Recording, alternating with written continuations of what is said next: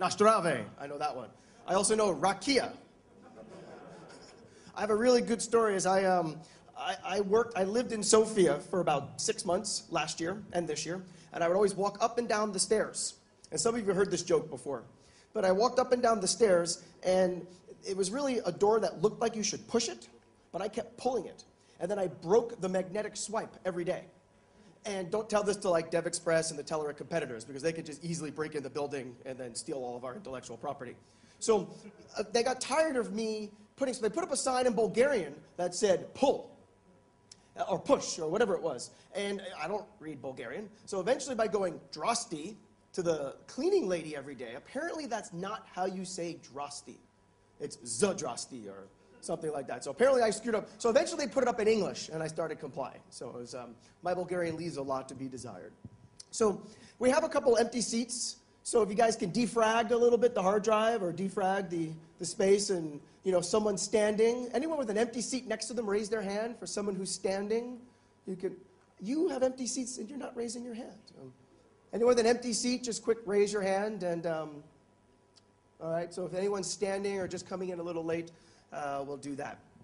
So I just want to thank you all for coming back. And everyone enjoyed the keynote so far? Yes? That's all we get? All that effort? Bring all these Microsoft rock stars in? So I just want to quick hand it over to Jesse Liberty. He is an evangelist for Windows Phone 7. Are we calling it Windows Phone 7 or 7.5? Windows Phone. Jesse Liberty, ladies and gentlemen.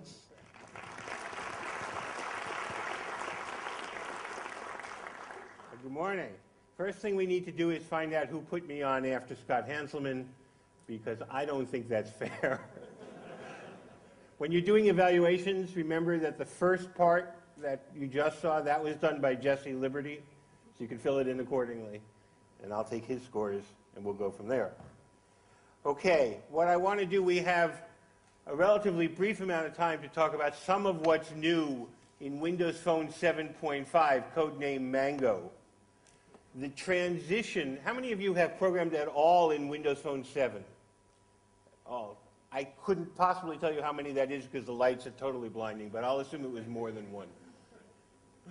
Windows Phone 7.5 brings a spectacular number of changes and improvements and additional features. I'm going to touch on some of that today. I opted, rather than trying to give you a list, sort of a marketing bulletin on what's in here, I opted instead to focus on code and showing how you implement, at a quick and high level, how you implement some of these new features. So we're going to be bouncing back and forth into Visual Studio quite a bit. As you're making the transition from Windows 7 to 7.5, or if you're making the transition from Android or iPhone, it's hard for me to even say that word, to Windows Phone 7.5, one of the key transitions, especially as you're coming from 7, is fast application switching. The idea behind fast application switching is for your user not to see the resuming screen, but to be able to move from one application to another application virtually instantly. In order to do that, you need a brief understanding of the life cycle of a Windows Phone application. I'm going to run through that fairly quickly for you. When you begin your Windows Phone application, both an event fires and a method is called. The event is application launching. The method that's called on your page is onNavigated_to, and that gives you an opportunity to set up your page. As soon as that's done, you're in the running state. If the user switches to another application, once again you receive both an event and a call to a method. The method is onNavigated_from, and typically you will override that method and do whatever work you need to do to store whatever state you need to save. A huge change in Mango is that the stage you go into now, if the user switches to another application, is no longer the tombstone stage, but rather into a dormant stage where we preserve all of your state. Your page state, your application state is all preserved. And were you to go directly from dormant back to running, there'd be no work for you to do because everything has been preserved. Unfortunately, if the user opens many applications and the phone is running low on memory, it is possible for you to still be tombstoned. So you don't know necessarily going into the dormant state whether you'll be coming back from the dormant state or coming back from the tombstone state. In either case, you're going to receive application activated, and your method is going to be called onNavigated2. The key to making this work is that on the way in to the dormant state, in the onNavigated_from method, you are going to store away your state in case you need it. On the way back out to the running state, in the onNavigated_to method, remember the page is being navigated to, you're coming back, you're going to determine, am I coming from the dormant state or the tombstone state? If you're coming from the tombstone state, you'll do what you always did, which is to restore the state of the page. If you're coming back from the dormant state, you'll do nothing, and you will be restored instantly. And that is the key to fast application switching. Let's take a really quick look at what that looks like in code by switching over to Visual Studio and creating a new project. And where is my... That's not what I want. There we go. Well, that's interesting. Okay, here we go. Okay.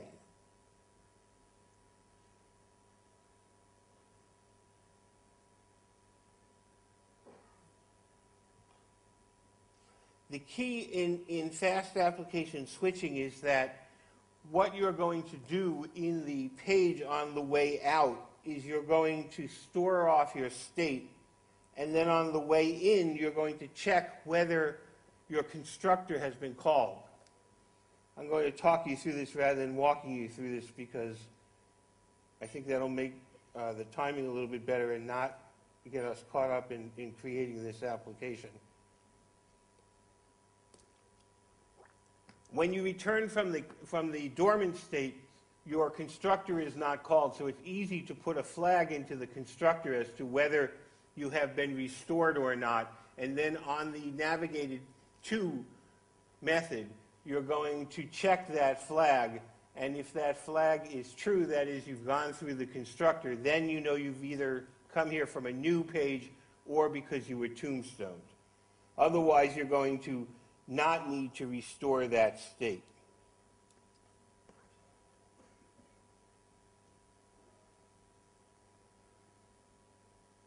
Okay, here's what the code is going to look like for you.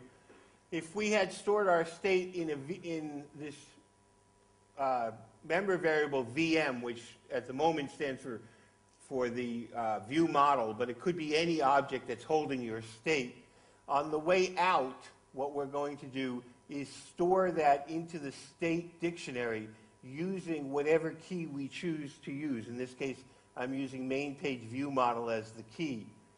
The only reason that there's an if statement here is if we've gotten here by the user pressing the back button, then the user's on the way out of the application and there's no reason to store that state. But if we've gotten here for any other reason, we do store the state. Now, why are we storing the state when in all likelihood we're coming back from dormant and we're not going to need it? And the answer is because we can't know that we won't be tombstoned. On the way back in, we're going to check this member variable that we would set to false, initialize to false, and set to true in the constructor. So if you've gone through the constructor, that's going to be true. If you're coming back from tombstoning, it'll be true. If you're coming back from tombstoning, you're going to check and see if your state variable has that key we stashed away, and if so, you'll restore it. But the key is the red here, which is if this is not true, all of this code falls through, and you take no action whatsoever, and that gives you the fast application switching. Another key feature in Mango is background audio. You can now start audio in your application and have that audio continue even as you exit the application, go to another application, you can have your audio continue. And that allows you not only to build applications that are simple audio players, but it allows you to put background sounds that you may want to have continue even as the user switches to other applications. The way that you get that was an example of background, spontaneous background audio right here. I appreciate you doing that. The more general form of background processing is the concept of repeating tasks. This comes in two flavors. One flavor is a periodic task. These are both called background agents. One flavor is a periodic task, and that says approximately every 30 minutes, I would like my task to run. And you get about 10 seconds for your task to run, and then approximately 30 minutes later, it'll run again. It's important to note that this is approximate and not precise. It's plus or minus as much as 10 minutes. So what you want is something that you want to run periodically, but you're not looking for precision as to exactly when it runs. So examples of places where you might use that include things like you're building a Twitter application and you'd like to update your tiles as new messages come in. You can imagine any number of places where you want to do updates on a periodic basis.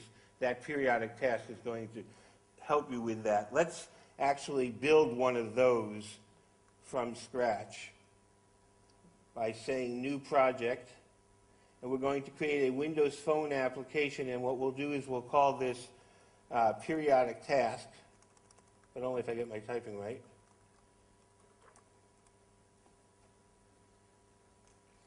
Notice that in Mango, when it comes up, it offers you to build to OS 7.0 or OS 7.1. There's a bit of confusion that you heard at the introduction as to what version number it is. The SDK is being called version 7.1, but the operating system, the Windows Phone operating system, is being called 7.5. For now, we'll continue to use the code name Mango for the entire combined concept.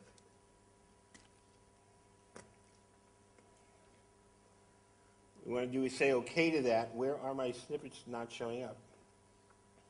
They're not showing up on there either, are they? Bear with me for 1 second while we work out the VGA madness here. Okay. So here's my new periodic task application that I'm going to build. What I want to do is add a stack panel into my XAML. And one of the questions that has come up for a very long time in the last few months has been, so are we Silverlight programmers? Are we Windows Phone programmers?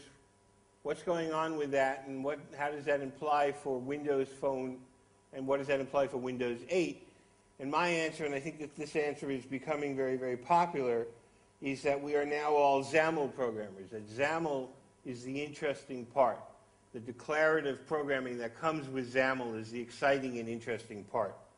So let's come in here to the XAML where we have the grid and add to that grid a stack panel.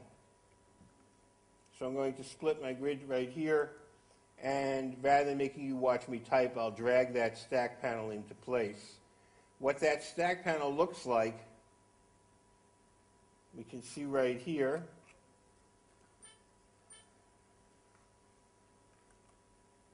That'd be nice.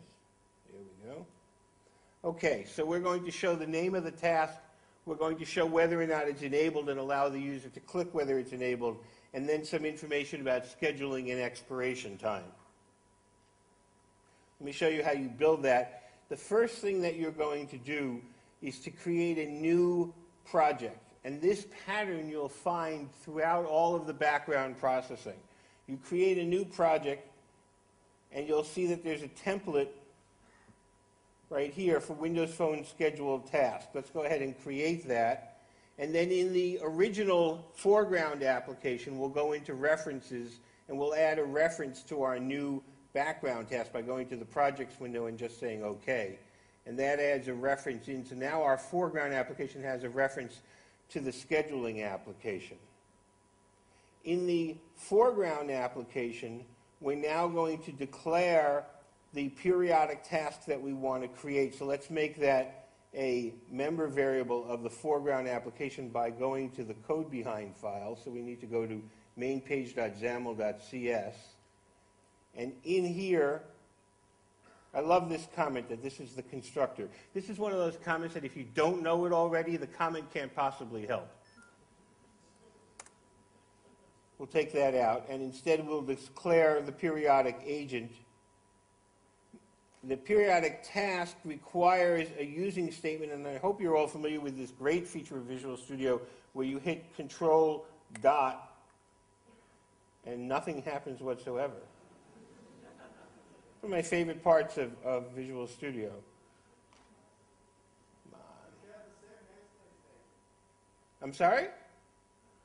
We're going to do debugging by mob.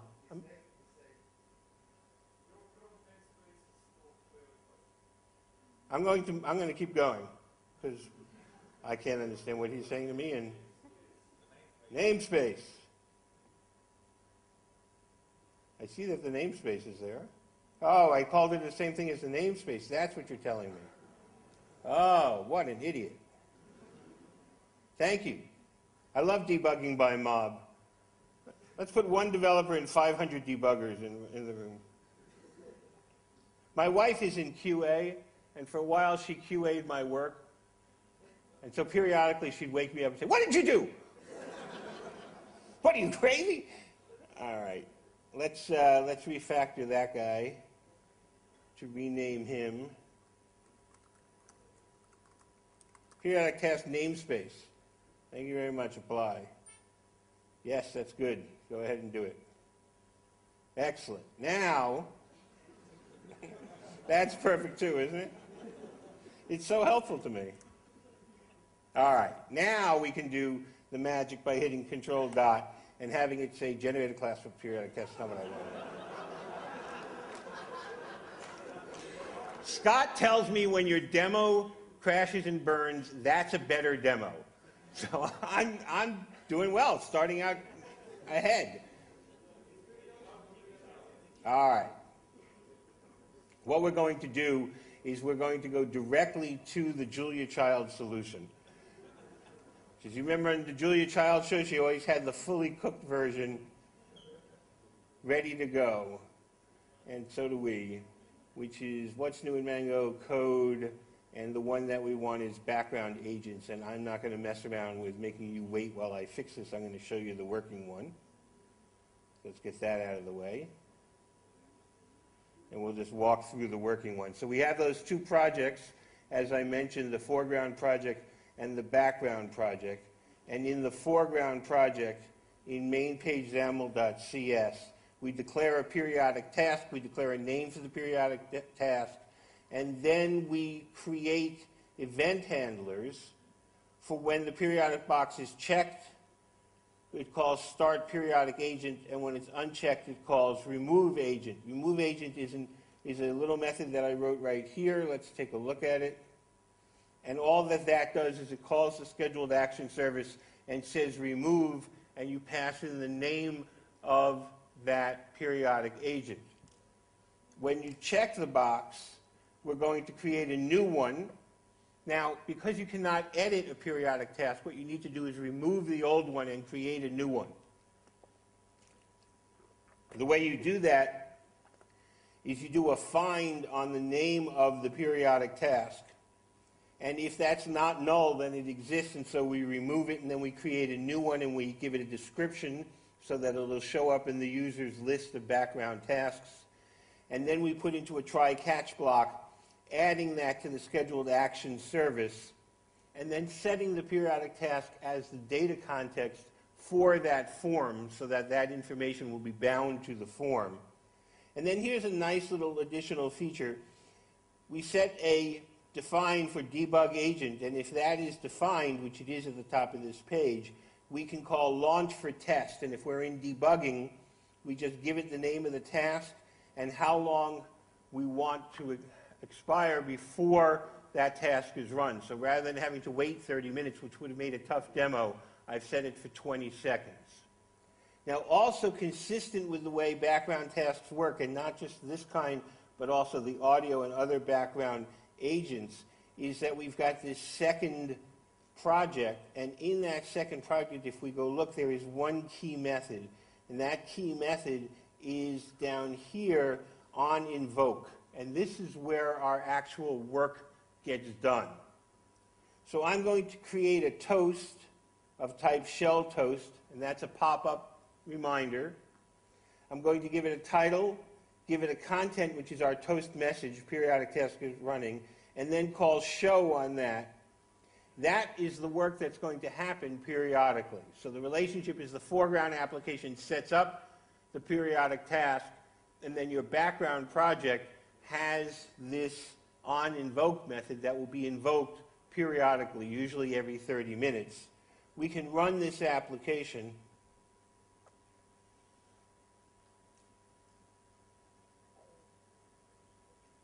The first time that you bring up the emulator, it tends to take a while for that to get started. So a good programming practice is once your emulator is up and running, leave it up and running. Stop debugging or back out of your application, but leave the emulator up, and you save this startup time. Now, I carefully timed that explanation so that it would fill the time it took for the emulator to begin. Nice, huh? Okay, you can see, or perhaps you can't, that, go away. All right, don't go away that way, go away that way. That we have the UI that we were expecting, and this is what we're going to check to get that task enabled. Let's go ahead and check that. Come on, Windows Escape. You can do it. All right.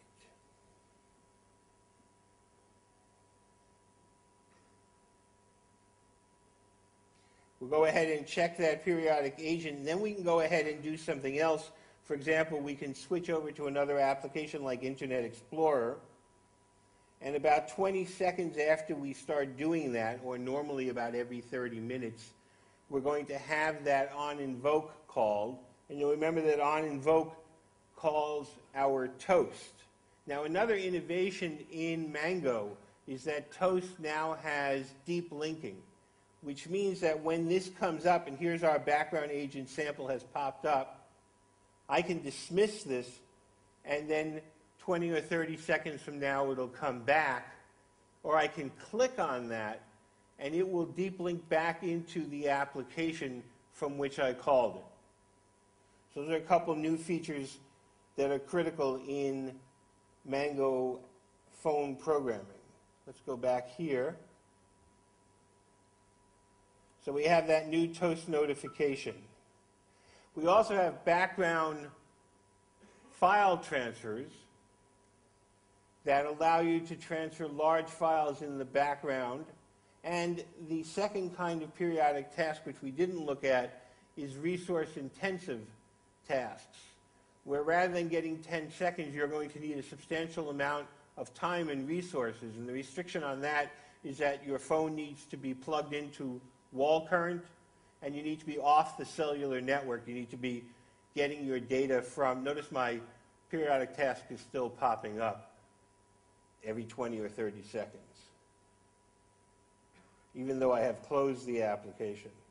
What I'm going to need to do is close the emulator to get that to stop. Another nice and very useful feature in Windows Phone Mango is the ability to set reminders and alerts with a timer. This is incredibly simple to do. All you need to do is to create a reminder instance, give it a name, set the title, set the content, tell it when you want it to begin. In this case, I'm saying 10 seconds from now. And here you can give it a navigation URI deep into your application. So you need not come back to the page that set the reminder. You can go to any page in your application when that reminder is invoked. Let's take a quick look at what that looks like. By closing this application and opening up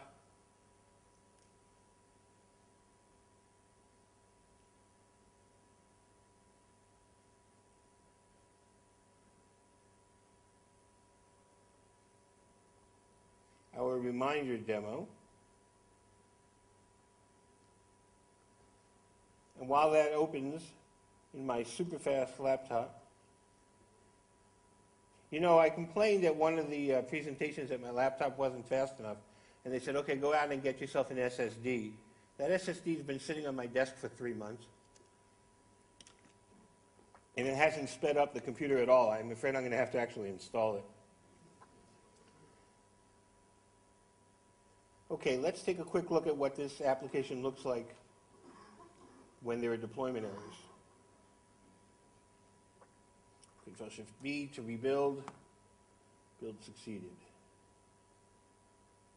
Okay, now unfortunately our phone emulator has to load up again because I had to close it because of the background task that was persistent and I hadn't shut off. If I had unchecked that checkbox, we wouldn't have had that problem because then I would have canceled the background task. Here's my reminder. This is an incredibly simple application. When I click this button, Remind Me, it's just going to run that code that I showed you that creates a reminder. So we go ahead and create the reminder. We can then leave this application, pursue another application. So go ahead and go into here, and what I want is my break key, but I'm not finding my break key. But meanwhile, my reminder has come up. Now I have the opportunity to snooze that reminder, dismiss it, or I can click up here in the reminder, and that will take me deep linking to whatever URI I put in. I happen to put in the URI of the home page, but I could have put another page deeper into the application. So we have reminders that are used for things like remind me 5 minutes out or 20 minutes out or 2 hours out, and we have alarms that you can set to specific times, and with the alarms you can also change the sound. You can put in the name of a sound file that you would like to have invoked. Let's go back to this one and close it and stop running that solution and go back to our PowerPoint. Mango also brings Silverlight 4 and all of the programming functionality of Silverlight 4, which greatly expands your capabilities in programming in Mango. It also brings new navigation assistance in the sense of, in addition to the accelerometer, there is now support for the compass. The compass was built in, but there wasn't an API to it, and also for a gyroscope. New Windows phones will optionally have gyroscopes. It also includes an integrated API called the Motion API that greatly simplifies interacting with each of these different kinds of location sensors. And the Motion API is supplemented by a great enhancement, I should say, to the emulator that allows you to use the emulator to simulate the accelerometer and the associated motion APIs. Let's take a quick look at that. I was going to walk you through it, but given the amount of time, what I'll do is use the completed solution, and we'll just take a quick look at how that enhanced emulator works. So let's open the project and say accelerometer emulator. Okay, using the accelerometer is very straightforward. Let's open up the main page. Main.page.xaml, all I'm doing is creating a red dot on a canvas in the upper left-hand corner. And then in the code behind, what we're doing is doing some measurements. And then here's how you start up the accelerometer. You declare an accelerometer. We declare an event handler for when the value changes, and we call accelerometer start. When the value changes, we simply compute the new position. Let's run that, or build it and run it.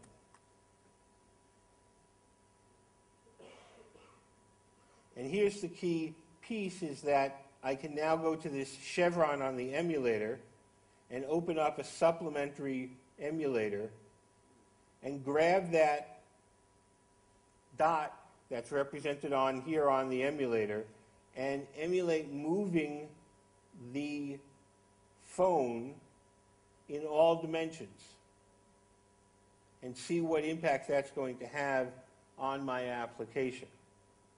I can also record movements. So I've recorded a movement called shake. This is going to be a little bit difficult to show you given the sizing here. But if I tell it to run the shake, see if we can get that to work pretty quickly. If I tell it to run, well, were I to tell it to run the shake, what it would do is it would emulate shaking the phone and move that dot around as if the phone were being shaken. So that is a great enhancement for testing your application. Obviously,